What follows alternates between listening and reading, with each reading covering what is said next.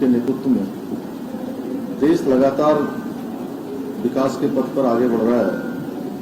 जहां दुनिया के कई देश अलग अलग संकटों से घिर रहे हैं, ऐसे समय में हमारे देश के यशस्वी प्रधानमंत्री मोदी जी के नेतृत्व में हमारा देश हर चुनौती को सफलतापूर्वक पार कर पा रहा है। बल्कि आज प्रधानमंत्री मोदी जी का नेतृत्व केवल हिंदुस्तान के अंदर ही नहीं बल्कि पूरी दुनिया के अंदर उनकी स्वीकारता है और आज वो भारत के नेतृत्व के साथ साथ दुनिया को नेतृत्व देने का भी काम कर रहे हैं। आज कूटनीति से लेकर आर्थिक मोर्चे भारत की नीतियों को हर देश कहीं न कहीं आदर्श रूप में मान रहा है और जो दुनिया के विकसित देश कहे जाते हैं वह भी उनका हमारे देश का अनुसरण कर रहे हैं। दुनिया भर में जहां आर्थिक संकट व्याप्त है और रोजगार की समस्या, तमाम प्रकार के हालात प्रत्येक देश के अंदर है, एक भारत ही है जहां अपने नागरिकों और विशेषकर युवाओं को जो 2014 से पहले एक जो निराशा का वातावरण था, उस वातावरण को आशा में बदलने का काम हमारे देश के यशस्वी प्रधानमंत्री मोदी जी के नेतृत्व में हुआ और विशेषकर युवाओं को आशा की किरण दिखाने में भी हम सफल हो रहे हैं। आदरणीय प्रधानमंत्री जी द्वारा अगले 18 माह में 10 लाख नौकरियां देने के निर्णय ने जहां पूरे देश के युवाओं को एक आशा और विश्वास दिया है, उनके सपनों को उड़ान देने का कार्य किया है और इस महाअभियान की शुरुआत अग्निपथ योजना को प्रारंभ करने से की गई है, जिसके तहत सेना में अग्निवीरों को नियुक्त किया जाएगा। इससे न केवल देश के युवाओं को बड़े स्तर पर रोजगार मिलेगा बल्कि सेनाएं भी अधिक युवा व सशक्त होंगी। जैसे सर्वप्रथम समूचे उत्तराखंड में जिसकी हमारी पहचान वीर भूमि और देवभूमि और सैन्य भूमि के नाम से सभी पूरा हिंदुस्तान जानता है। मैं क्योंकि यहां से प्रत्येक परिवार से कोई न कोई सेना के अंदर है, किसी के घर से बेटा है, कोई बेटी है, किसी के चाचा हैं, ताऊ हैं, कोई सेना में है, कोई अर्धसैनिक बलों में है। ऐसा मैं समझता हूं कि पूरे अगर हम पर्वतीय जनपदों में देखें तो प्रत्येक परिवार सेना से या अर्धसैनिक बलों से सीधे सीधे कहीं न कहीं कनेक्ट में है। तो जिस अग्निवीर योजना को लाने से और इस योजना के प्रारंभ करने से मैं उत्तराखंड की 1.25 करोड़ देवतुल्य जनता की ओर से माननीय प्रधानमंत्री जी का आभार प्रकट करता हूं और मैं एक सैनिक पुत्र होने के नाते भी माननीय प्रधानमंत्री जी का जो निर्णय है, मैं स्वयं को इससे गौरवान्वित महसूस कर रहा हूं और मुख्य सेवक के रूप में मुझे इस योजना को उत्तराखंड में लागू करने का भी अवसर प्राप्त होगा। इस योजना के तहत जहां 17 से 21 वर्ष के युवाओं को सेना में भर्ती किया जाएगा, इसकी शुरुआत आगामी 90 दिनों में हो जाएगी। भारतीय सेना इस योजना के लागू होने के पश्चात आने वाले समय में और अधिक जोश के साथ तिरंगे की आन बान और शान को बढ़ाने का कार्य करेगी। साथ ही इस योजना से देश के ऐसे युवाओं को बड़ी सौगात भी मिलेगी जो अनुशासित होंगे, राष्ट्रभक्ति से ओतप्रोत होंगे और जिनके लिए राष्ट्र सर्वोपरि होगा और एक अनुशासन भी उनको जीवन में निश्चित रूप से जो 4 साल वो देश की सेवा करेंगे उसमें अनुशासित भी होंगे, देश की सेवा का जज्बा भी होगा और हर किसी को अवसर भी प्राप्त होगा। ऐसे ही युवा नए भारत की नींव रखेंगे और जिस नींव पर उस नए भारत का निर्माण होगा जिसकी हम लंबे समय से कहते थे कि भारत दुनिया का नेतृत्व करेगा, भारत विश्वगुरु बनेगा। हम पुनः विश्वगुरु बनने की ओर आगे बढ़ रहे हैं। सेना में भर्ती होने का सपना रखने वाले उत्तराखंड के युवाओं के लिए तो यह अत्यंत लाभकारी सिद्ध होने वाला है। इस योजना के ऐलान के बाद मुझे प्रदेश के अलग अलग हिस्सों से युवाओं के संदेश मिल रहे हैं जिन्होंने राष्ट्र सेवा की दिशा में किए गए इस अनुपम प्रयास के लिए हमारे देश के यशस्वी प्रधानमंत्री मोदी जी का धन्यवाद किया है। इस योजना को लेकर देश का और हमारे प्रदेश का युवा अत्यंत उत्साहित है। जहां वैश्विक महामारी चली है, वैश्विक महामारी के बाद बहुत बहुत सारे काम हमारे रुक गए हैं, उसके बाद ये योजना लाई गई है। और एक अग्निवीर ने तो मुझे अपनी 2 लाइनें लिखकर भी भेजी, जिसे मैं आप सभी के साथ साझा करना चाहता हूं। उन्होंने लिखा है कि अग्निमय हूँ, अग्नि रूप हूँ, मैं अग्नि से आखंड हूँ, हाँ मैं अग्निवीर हूँ, हाँ मैं अग्निवीर हूँ। धधक रही राष्ट्र भक्ति की ज्वाला हृदय में, धधक रही राष्ट्र भक्ति की ज्वाला हृदय में, मैं उसी में आसक्त हूँ, हाँ मैं अग्निवीर हूँ, हाँ मैं अग्निवीर हूँ। सेना से उत्तराखंड का जुड़ाव सर्वविदित है। हमारे यहाँ के वीर सैनिकों की शौर्य गाथाओं को भारतीय सेना का पूरा इतिहास भरा पड़ा हुआ है।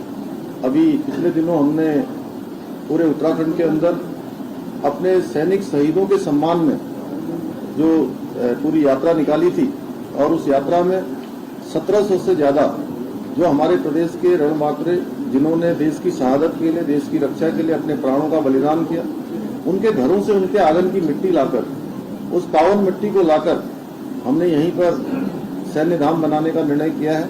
और इस बजट में हमने 20 करोड़ रुपए का उसमें प्रावधान किया है, जिससे कि आने वाली जो हमारी जितनी पीढ़ियां हैं, सारी पीढ़ियां हमारी उन सैनिकों से, उन वीरों से जिन्होंने शौर्य पराक्रम और साहस का परिचय देते हुए अपने प्राणों का बलिदान दिया, वो उनके स्मरण में रहे।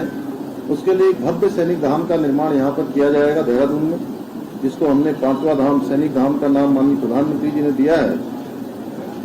और हमने यह तय किया है कि अग्निपथ योजना के अंतर्गत मां भारती की सेवा के उपरांत अग्निवीरों को राज्य सरकार, उत्तराखंड पुलिस, आपदा प्रबंधन, 4 धाम यात्रा प्रबंधन सहित अनेक सेवाओं में जहां भी हम उसका पूरा आकलन कर रहे हैं, और चूंकि उनकी एक अच्छी ट्रेनिंग उन 4 सालों में वो पूरी तरह से हो जाएगी, उनका प्रशिक्षण भी हो जाएगा और उनके जीवन की शैली भी एक प्रकार से, हर प्रकार से उपयुक्त हो जाएगी, तो हम सभी सेवाओं में जहां भी उनको सेवा में अवसर दे सकते हैं, उत्तराखंड की सरकार उनको प्राथमिकता के आधार पर हर सेक्टर में जो है प्राथमिकता प्रदान करेगी। और इसके संबंध में शीघ्र ही हम सारे नियम तय करेंगे। प्रदेश के युवाओं के सर्वांगीण विकास और रोजगार के अवसर प्रदान करने हेतु हमारी सरकार पूर्ण रूप से प्रतिबद्ध है। हम निरंतर इस दिशा में प्रयासरत रहेंगे। मैं प्रदेश के प्रत्येक युवा को अपनी शुभकामनाएं भी प्रेषित करता हूं और अपेक्षा करता हूं कि वो अग्निवीर बनकर राष्ट्र और राज्य का नाम रोशन करें, अपने शौर्य और पराक्रम का परचम चारों दिशाओं में फहराएंगे।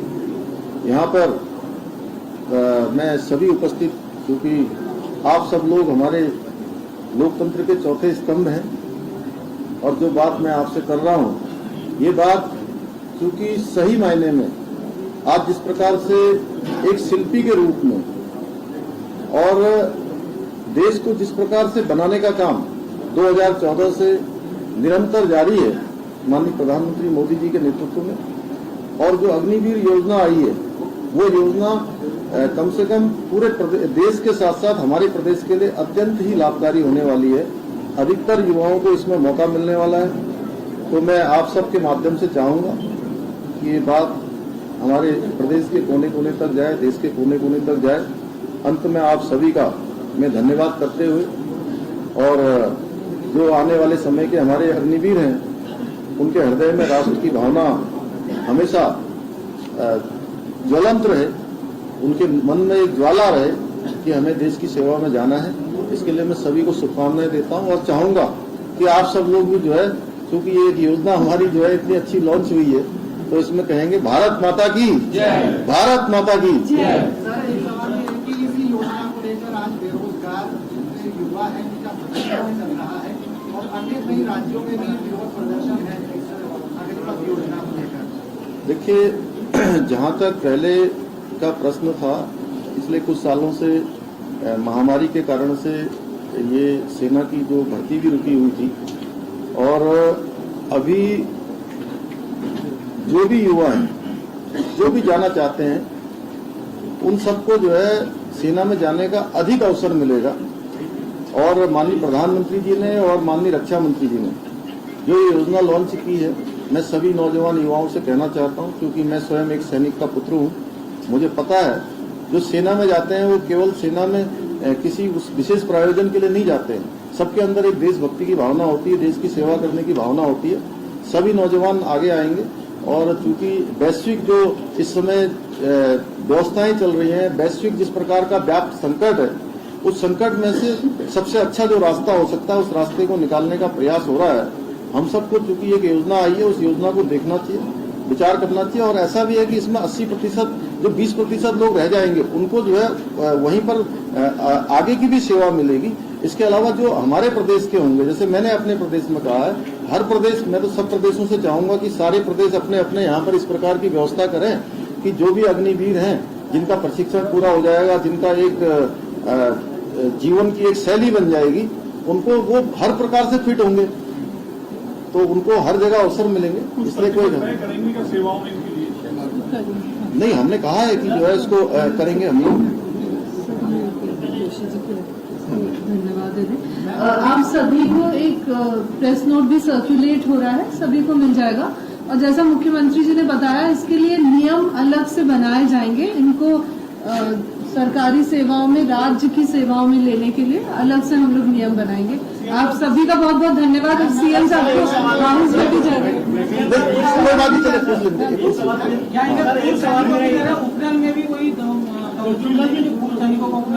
देखिए, मैंने आपसे कहा कि पुलिस विभाग, हमारे यहाँ डीजीपी बैठे हैं, हमारी गृह सचिव बैठी हुई हैं, तो पुलिस विभाग है, आपदा प्रबंधन विभाग है, चार धाम यात्रा है, हमारे जो आपदा प्रबंधन से जुड़े हुए अन्य विभाग हैं, उपनल है, ये जहाँ जहाँ भी हम दे सकते हैं। यानी मैंने ये कुछ विभाग बताए हैं, ये जरूरी नहीं है। जिन विभागों में जहाँ पर वो अग्निवीर, मैंने कहा कि हर प्रकार से प्रशिक्षित होकर आएंगे और इतने फिट होंगे, वो उनकी एक अलग प्रकार की जीवन शैली होगी, व्यवस्थित, अनुशासित, और देशभक्ति का जो जज्बा होगा उनका, तो निश्चित रूप से वो खाली बैठने वाले नहीं है। आगे भी उनको कहीं न कहीं योजना मिल जाएगा। और जो है नहीं, चंद्रशेखर भाई मीडिया में भी आ सकते हैं। हाँ, मीडिया में भी आ सकते हैं।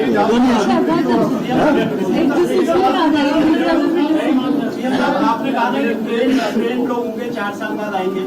सपोज जैसे पुलिस के लिए भी आपने कहा पुलिस की भर्ती सर आप 2 साल में तो आएगी नहीं, जब भी होगी तब में टाइम पे आएगी।